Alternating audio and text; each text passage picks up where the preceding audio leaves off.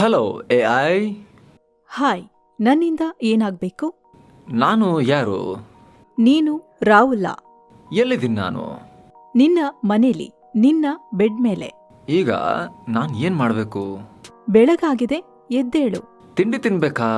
ಅದಕ್ಕೂ ಮೊದಲು ಬ್ರಷ್ ಮಾಡ್ಲಾ ಅಥವಾ ಕಮೋಡ್ ಮೇಲೆ ಕೂರ್ಲಾ? ಕಮೋಡ್ ಮೇಲೆ ಯಾವಾಗ ಅಂತ ನಿನ್ನ ದೇಹವನ್ನ ಕೇಳು. ಬಟ್ ತಿಂಡಿ ತಿನ್ನೋ ಮೊದಲು ಬ್ರಷ್ ಮಾಡು. ಸ್ನಾನ ಮಾಡಿ ಮೈ ಒರೆಸ್ಲಾ ಅಥವಾ ಮೈ ಒರೆಸಿ ಸ್ನಾನ ಮಾಡ್ಲಾ? ಮೊದಲು ಸ್ನಾನ, ಆಮೇಲೆ ಮೈ ಒರೆಸ್ಕೋ. ನನ್ನ ಆಫೀಸ್ ಎಲ್ಲಿದೆ? ಮ್ಯಾಪ್ಸ್ನಲ್ಲಿ ಲೊಕೇಶನ್ ರೆಡಿ ಮಾಡ್ತೀನಿ, ನೀನು ರೆಡಿಯಾಗೋ. ಸದ್ಯಕ್ಕೆ ಕೆಲ್ಸಕ್ಕೆ ಹೋಗೋಕೆ ಮ್ಯಾಪ್ ಹಾಕಿಡ್ತೀನಿ. ನೆಕ್ಸ್ಟ್ ನಾನೇ ಹೋಗ್ತೀನಿ ಅಲ್ಲೇ ಮಲ್ಕೊಂಡಿರುವಂತ ಎ ಐ ಹೇಳೋ ದಿನ ಬಂದರೂ ಆಶ್ಚರ್ಯ ಇಲ್ಲ. ಫ್ರೆಂಡ್ಸ್, mastmaga.comಗೆ ಸ್ವಾಗತ. ನಾನು ಅಮರ್ ಪ್ರಸಾದ್. ಮನುಷ್ಯರ ಜೀವನದಲ್ಲಿ ನೆಕ್ಸ್ಟ್ ಬಿಗ್ ಥಿಂಗ್ ಏನು? No doubt it's A I, artificial intelligence, ಕೃತಕ ಬುದ್ಧಿಶಕ್ತಿ. ಆಲ್ರೆಡಿ ಭಯಂಕರ ಬುದ್ಧಿವಂತರು ಎನಿಸಿಕೊಂಡ ಕೆಲವರು ಸೇರಿ ಸೃಷ್ಟಿ ಮಾಡಿರೋ ಈ ಎ ಐ ಸಾಧಾರಣ ಬುದ್ಧಿಶಕ್ತಿಯ ಜನರನ್ನ ಇನ್ನಷ್ಟು ದಡ್ಡರನ್ನಾಗಿ ಮಾಡ್ತಾ ಇದೆಯಾ? ಈಗ ಈ ಪ್ರಶ್ನೆ ಕೇಳಲೇಬೇಕು. ಯಾಕಂದ್ರೆ ದಿನ ಬೆಳಗಾದ್ರೆ ಹೊಸ ಎ ಐ ಬರ್ತಾ ಇದೆ. ಚಾಟ್ GPT, ಗೂಗಲ್ನ ಜೆಮಿನಿ, ಮೈಕ್ರೋಸಾಫ್ಟ್ನ ಕೋಪೈಲಟ್, ಓಲಾದ ಕ್ರಿಟ್ರಿಮ್, ರಿಲಯನ್ಸ್ನ ಹನುಮಾನ್, ಹೀಗೆ ಲೆಕ್ಕನೇ ಇಲ್ಲ, ಒಂದಾದ್ಮೇಲೊಂದು ಬರ್ತಾನೆ ಇದೆ. ಈ ಎ ಐಗಳು ಅಪಾಯಕಾರಿನ? ಈ ಪ್ರಶ್ನೆಗೆ ಉತ್ತರ ಈ ಕ್ಷಣಕ್ಕೆ ಏನ್ ಮಾಡ್ತಾ ಇವೆ, ಮುಂದೆ ಏನೇನ್ ಮಾಡ್ತವೆ ಅನ್ನೋದ್ರ ಮೇಲೆ ಡಿಪೆಂಡ್ ಆಗತ್ತೆ. ಸದ್ಯಕ್ಕೆ ಎ ಐಗಳು 10 ಮೂಲಗಳಿಂದ ಮಾಹಿತಿ ಸಂಗ್ರಹಿಸಿ ಚುಟುಕಾಗಿ ಅದನ್ನ ಸಮ್ಮರಿ ಮಾಡಿ ಕೊಡ್ತಾ ಇವೆ.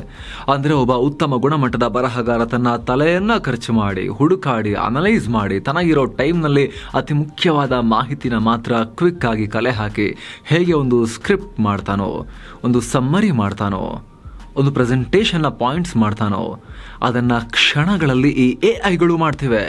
ಇದರಿಂದ ಏನಾಗುತ್ತೆ?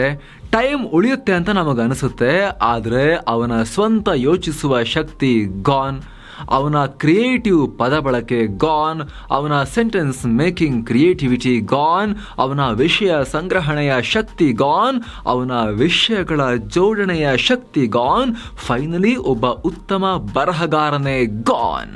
ಜೊತೆಗೆ ಈ ಎ ಐಗಳ ಬಳಿ ಬಾಯಲ್ಲಿ ಹೇಳಿದ್ರೆ ಸಾಕು, ಟೈಪ್ ಮಾಡಿನೂ ಕೇಳಬೇಕಂತಿಲ್ಲ.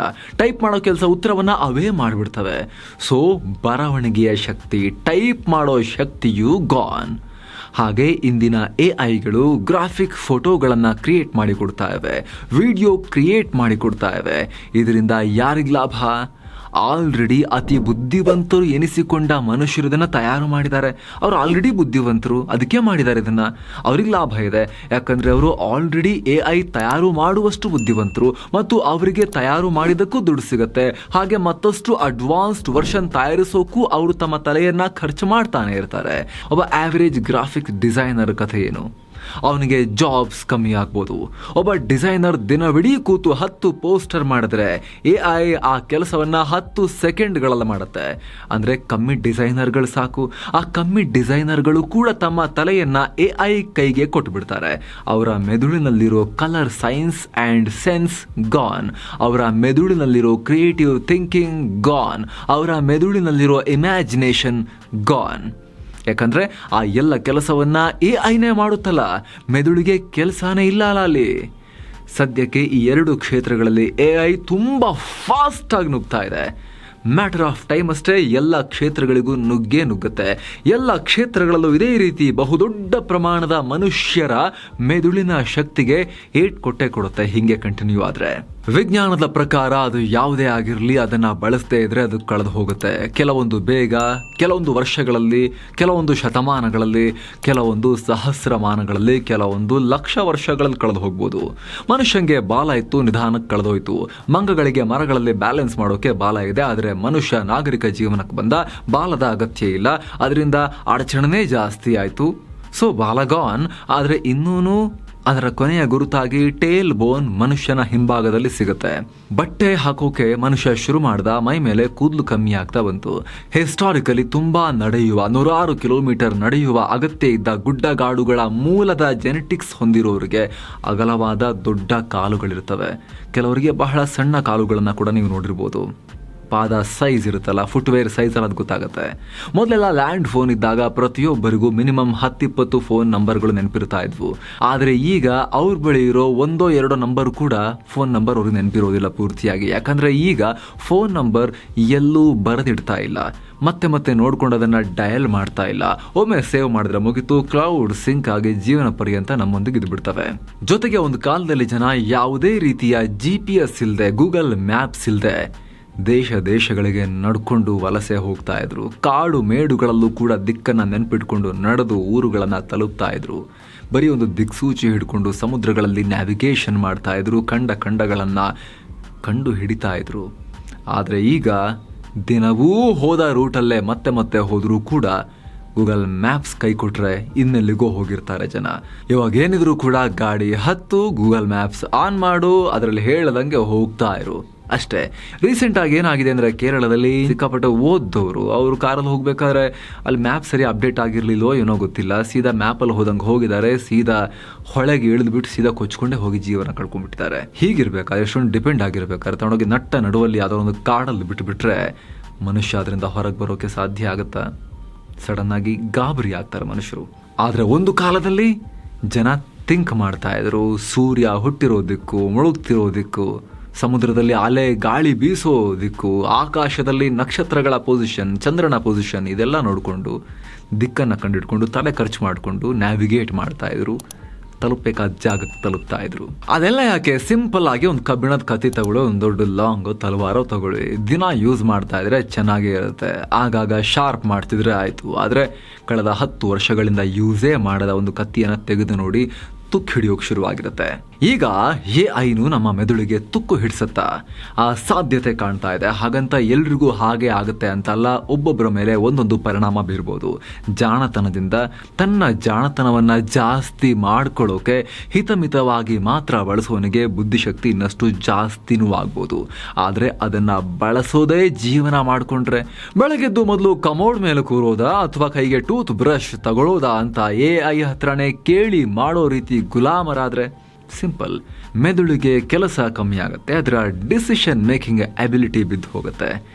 ನಿಂಗೇನು ಭಾಳ ಗೊತ್ತಾ, ಹೆಂಗೆ ಹೇಳ್ತೀಯ ನೀನು ಅಂತ ನೀವು ಕೇಳ್ತಿರ್ಬೋದು ಕೆಲವರು ಸ್ನೇಹಿತರೆ. ಆದರೆ ನೇಚರ್ ಅನ್ನೋ ಸೈನ್ಸ್ ಜರ್ನಲ್ ಹಾಗೂ ಅಮೆರಿಕ ಸರ್ಕಾರದ NCBI national institute of health ವೆಬ್ಸೈಟ್ನಲ್ಲೂ ಕೂಡ ಒಂದು ಸ್ಟಡಿ ಮಾಡಿ ರಿಸಲ್ಟನ್ನು ಹಾಕಿದ್ದಾರೆ. ಅದರ ಹೆಡರ್ ಏನಿದೆ ಗೊತ್ತಾ? Impact of artificial intelligence on human loss in decision making, laziness and safety in education. ಅಂದರೆ ಮನುಷ್ಯನ ಡಿಸಿಷನ್ ಮೇಕಿಂಗ್ ಅಬಿಲಿಟಿ ಮೇಲೆ, ಸೋಮಾರಿತನದ ಮೇಲೆ ಹಾಗೂ ಸುರಕ್ಷತೆ ಮೇಲೆ AI ಪರಿಣಾಮಗಳು ಅಂತ ಒಂದು ಸ್ಟಡಿ ಮಾಡಿ ಅದನ್ನು ಪಬ್ಲಿಷ್ ಮಾಡಲಾಗಿದೆ. ಈ ಸ್ಟಡಿಯ ರಿಸಲ್ಟ್ ಶಾಕಿಂಗ್ ಇವೆ. AI ಬಳಕೆಯಿಂದ ಇವರು ಅಧ್ಯಯನಕ್ಕೆ ಒಳಪಡಿಸಿದ ವಿದ್ಯಾರ್ಥಿಗಳಲ್ಲಿ 68% ಸೋಂಬೇರಿತನಕ್ಕೆ ಕಾರಣ ಆಗಿದೆ, 27% ಡಿಸಿಷನ್ ಮೇಕಿಂಗ್ ಸಾಮರ್ಥ್ಯ ಲಾಸ್ ಆಗಿದೆ, ಕಳೆದುಕೊಳ್ಳೋಕೆ ಕಾರಣ ಆಗಿದೆ. ಮನುಷ್ಯನ ಮೆದುಳು ಮಾಡಬೇಕಾದ ನಿರ್ಧಾರಗಳನ್ನು, ಆಯ್ಕೆಗಳನ್ನು, ಚಾಯ್ಸಸ್ಸನ್ನು AI ಮಾಡೋಕೆ ಶುರು ಮಾಡಿದೆ. ಇದರಿಂದ ವಿದ್ಯಾರ್ಥಿಗಳಲ್ಲಿ ನಿಧಾನಕ್ಕೆ ಸೋಮಾರಿತನ ಹಾಗೂ ನಿರ್ಧಾರ ಕೈಗೊಳ್ಳುವ ಸಾಮರ್ಥ್ಯ ಡೌನ್ ಆಗಿರೋದು ಪ್ರತಿಷ್ಠಿತ ಸಂಸ್ಥೆ ಪಬ್ಲಿಷ್ ಮಾಡಿರೋ ಸ್ಟಡಿಯಿಂದ ಗೊತ್ತಾಗಿದೆ. ಇದರಿಂದ ಏನಾಗುತ್ತೆ ಅಂದರೆ, ಕೆಲವೊಮ್ಮೆ AI ಸೂಕ್ತ ಉತ್ತರ ಅಥವಾ ರಿಸಲ್ಟ್ ಸಿಗಿದಾಗ ಮತ್ತೆ ಅಲ್ಲೇ ಟ್ರೈ ಮಾಡ್ತಾ ಏನಾದರೂ ಮಾಡಿ ಅಲ್ಲೇ ಉತ್ತರ ಕಂಡುಕೊಳ್ಳೋ ಪ್ರಯತ್ನ ಮಾಡೋ ಅಪಾಯ ಇರುತ್ತೆ. ಯಾಕಂದರೆ ನಿಮ್ಮ ಮೆದುಳಿಗೆ ನೀವು ಆಲಸ್ಯ ತುಂಬಿಯಾಗಿದೆ, ಅದು ಥಿಂಕ್ ಮಾಡೋಕೆ, ಬೇರೆ ಸೊಲ್ಯೂಷನ್ ಹುಡುಕೋಕೆ ರಿಫ್ಯೂಸ್ ಮಾಡೋಕೆ ಶುರು ಮಾಡಿರುತ್ತೆ. ಇಲ್ಲ ಹುಡುಕ ಬರುತ್ತೆ, ನನ್ನ ಯಾಕೆ ಕೇಳ್ತೀಯೋ ಅಂತ ನಿಮ್ಮ ಮೆದುಳು ನಿಮಗೆ ಹೇಳೋಕೆ ಶುರು ಮಾಡಿರುತ್ತೆ. ಆಗ ನೀವು ಬೇರೇನು ಥಿಂಕ್ ಮಾಡದೆ, ಮೆದುಳಿಗೆ ಕೆಲಸ ಕೊಡದೆ AI ರಿಸಲ್ಟ್ ತರೋ ಪ್ರಯತ್ನವನ್ನು ಮುಂದುವರಿಸೋ ಅಪಾಯ ಇರುತ್ತೆ. ಇದರಿಂದ ಬ್ಲ್ಯಾಕ್ ಹೋಲ್ನಲ್ಲಿ ಸಿಕ್ಕಾಕೊಂಡಂಗಾಗತ್ತೆ. ನಿಮಗೆ ಕೆಲಸ ಎಫೆಕ್ಟಿವ್ ಆಗಿ ಆಗೋ ಬದಲು ಇನ್ನಷ್ಟು ಹಾಳಾಗಿ ಫೈನಲ್ ಔಟ್ಪುಟ್ ಬರ್ಬೋದು, ಟೈಮ್ ಕೂಡ ವೇಸ್ಟ್ ಆಗ್ಬೋದು. ಮತ್ತೊಂದು ಕಡೆ ನಿಮ್ಮ ಪಕ್ಕದಲ್ಲಿರೋ, ನಿಮ್ಮ ಮೆದುಳು ಉಪಯೋಗಿಸೋ ನಿಮ್ಮ ಪ್ರತಿಸ್ಪರ್ಧಿ ಕ್ರಿಯೇಟಿವ್ ಆಗಿ, ಯುನಿಕ್ ಆಗಿ ರಿಸಲ್ಟ್ ತರ್ಬೋದು. ಆ ಸನ್ನಿವೇಶಕ್ಕೆ ತಕ್ಕಂತೆ ಆದ ರಿಸಲ್ಟ್ ತರ್ಬೋದು. ನಿಜಕ್ಕೂ ಕೂಡ ಗೊತ್ತಿರುತ್ತೆ ನಿಜವಾಗ್ಲೂ ಎಷ್ಟು ಬೇಕು ರಿಸಲ್ಟ್ ಅಂತ ಅವನಿಗೆ ಗೊತ್ತಿರುತ್ತೆ. ಅಷ್ಟು ಮಾತ್ರ ಆತ ಯೋಚನೆ ಮಾಡಿ ಮೆದುಳಲ್ಲಿ ಪ್ಲಾನ್ ಮಾಡಿ ತರ್ಬೋದು. AI ನಿಜಕ್ಕೂ ನಿಮಗೆ ಎಷ್ಟು ಬೇಕಾಗಿರುತ್ತೆ, ನಿಮ್ಮ ಕೈಲಿರೋ ಕೆಲಸ ಏನು ಅಂತ ಅದಕ್ಕೆ ಗೊತ್ತಿರೋದಿಲ್ಲ. ಆದರೆ ಬ್ರೈನ್ ಯೂಸ್ ಮಾಡಿ ಮಾಡ್ತಿರೋ ನಿಮ್ಮ ಪ್ರತಿಸ್ಪರ್ಧಿ ಅದನ್ನೆಲ್ಲ ಪ್ಲಾನ್ ಮಾಡ್ಕೊಂಡು ಮಾಡ್ಬೋದು. ಯಾಕಂದ್ರೆ ಆತ ತನ್ನ ಮೆದುಳನ್ನ ಖರ್ಚು ಮಾಡ್ತಿರ್ತಾನೆ. ಅದು ಯುನಿಕ್ ಆಗಿನೇ ರಿಸಲ್ಟ್ ಕೂಡ ಕೊಡುತ್ತೆ. ನೀವು AI ಹತ್ರ ಕೆಲಸ ಮಾಡಿಸ್ತಾ ಇರ್ತೀರಿ, ಅದು ನಿಮ್ಮ ತರ 100 ಜನ ಕೇಳಿದ್ರು ಅದೇ ರೀತಿ ಉತ್ತರವನ್ನ ಕೊಡ್ತಾ ಇರುತ್ತೆ, ಕೆಲಸ ಮಾಡಿ ರಿಸಲ್ಟ್ ಕೊಡ್ತಾ ಇರುತ್ತೆ. AI ಹೇಗೆ ಬಳಸಿದ್ರೆ ಉತ್ತಮ? ತೀರಾ ತುರ್ತು ಸಂದರ್ಭಗಳಲ್ಲಿ ಬಳಸಿ. ಊಟದಲ್ಲಿ ಉಪ್ಪಿನಕಾಯಿ ಪ್ರಮಾಣದಲ್ಲಿ ಬಳಸಿದ್ರೆ ಅಷ್ಟು ಪ್ರಾಬ್ಲಮ್ ಆಗಲ್ಲ. ನೀವು ಬೇರೆ ಏನಾದರೂ ಕೆಲಸ ಮಾಡ್ತಾ ಇದ್ದೀರಾ, ಏನೋ ಎಕ್ಸರ್ಸೈಸ್ ಮಾಡ್ತಿದ್ದೀರಾ, ಏನೋ ಜಾಗಿಂಗ್ ಮಾಡ್ತಾ ಇದ್ದೀರಾ, ಸಡನ್ ಆಗಿ ನಿಮಗೆ ಆನ್ ದಿ ಗೋ ಏನೋ ತಿಳ್ಕೋಬೇಕು, ಆಗ ಮೇಲ್ಮೇಲಕ್ಕೆ ಕೇಳಿ ತಿಳ್ಕೊಳ್ಳೋಕ್ಕೆಲ್ಲ ಅದನ್ನ ಬಳಸಬಹುದು, ಸುಮ್ಮನೆ ಮೇಲ್ಮಟ್ಟದ ಜ್ಞಾನವನ್ನು ಗಳಿಸೋಕೆ. AI ಬಳಸೋದೇ ನಿಮ್ಮ ಜಾಬ್ ಆಗಿದ್ದರೆ, ಒಂದು ವೇಳೆ ನಿಮ್ಮ ಜಾಬ್ನ ಎಸೆನ್ಷಿಯಲ್ ಪಾರ್ಟ್ ಆಗಿದ್ದರೆ, ಆವಾಗ ನಿಮ್ಮ ಬುದ್ಧಿಶಕ್ತಿ ಮಂದ ಆಗದಂತೆ ಬ್ರೈನ್ಗೆ ಚಾಲೆಂಜ್ ಮಾಡೋ ಥರ ಮ್ಯಾನ್ಯುವಲ್ ಆಗಿನೂ ಪ್ರಾಕ್ಟೀಸ್ ಚಾಲ್ತಿಯಲ್ಲಿ ಇಟ್ಕೊಳ್ಳೋದು, ಕಲಿಕೆ, ಬರವಣಿಗೆ ಅಥವಾ ಥಿಂಕಿಂಗ್ ಪ್ರೋಸೆಸ್ ಚಾಲ್ತಿಯಲ್ಲಿ ಇಟ್ಕೊಳ್ಳೋದು ತುಂಬ ತುಂಬ ಮುಖ್ಯ. ಸ್ನೇಹಿತರೆ, ಕೆಲವೊಂದು ಸಂದರ್ಭಗಳಲ್ಲಿ ಬುದ್ಧಿಶಕ್ತಿ ವಿಚಾರದಲ್ಲಿ ಕೆಲವರು ಚಾಲೆಂಜ್ಡ್ ನಮ್ಮ ಸಹ ಮಾನವರು ಕೂಡ ನಮ್ಮ ಜೊತೆಗೆ ಇರಬಹುದು. ಅವರಿಗೆಲ್ಲ ಇದು ವರವಾಗಿನೂ ಪರಿಣಮಿಸಬಹುದು.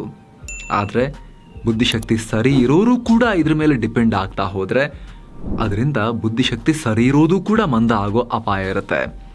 AI ರೋಬೋಗಳು ಎಲ್ಲ ಕೆಲಸಗಳಲ್ಲೂ ಕಿತ್ಕೊಳ್ಳೋಕೆ ಶುರು ಮಾಡಿ, ಜಾಬ್ಗಳನ್ನು ಕಿತ್ಕೊಳ್ಳೋಕೆ ಶುರು ಮಾಡಿ, ತಾನೇ ಮುಂದೊಂದಿನ ಮನುಷ್ಯರನ್ನೂ ಬದಿಗೆ ಸರಿಸಿ ಭೂಮಿಯನ್ನು ರೂಲ್ ಮಾಡೋ ಬಗ್ಗೆ ಕೆಲವರು ಹೆದರಿಕೆ ವ್ಯಕ್ತಪಡಿಸ್ತಾರೆ.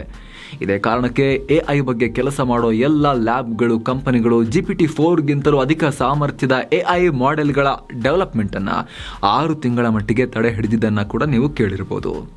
ಆದರೆ ಇದೆಲ್ಲ ಸದ್ಯಕ್ಕೆ ದೂರದ ಮಾತು ಅನಿಸಿದ್ರೂ ತುಂಬ ದೊಡ್ಡ ಪ್ರಮಾಣದ ಜನರ ಬುದ್ಧಿಶಕ್ತಿ ಮೇಲೆ, ಬುದ್ಧಿಶಕ್ತಿಯ ಬೆಳವಣಿಗೆ ಮೇಲೆ, ಯೋಚಿಸುವ ಶಕ್ತಿ ಮೇಲೆ, ಕಲಿಕೆ ಮೇಲೆ ಈ AI ದೊಡ್ಡ ಪ್ರಮಾಣದ ಪೆಟ್ಟು ಕೊಡ್ತಿರೋದು ಕ್ಲಿಯರ್ ಆಗಿ ಕಾಣಿಸ್ತಾ ಇದೆ.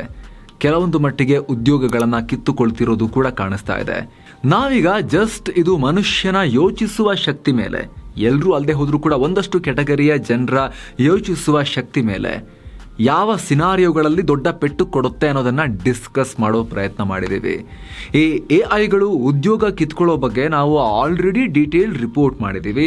ಅದು ಇಲ್ಲಿ ಕಾಣಿಸ್ತಾ ಇದೆ ನೋಡಿ. ಇದ್ರ ಮೇಲೆ ಕ್ಲಿಕ್ ಮಾಡೋ ಮೂಲಕ ನೀವು ಈ ವಿಡಿಯೋ ಕೂಡ ನೋಡಬಹುದು. ನಮಸ್ತೆ.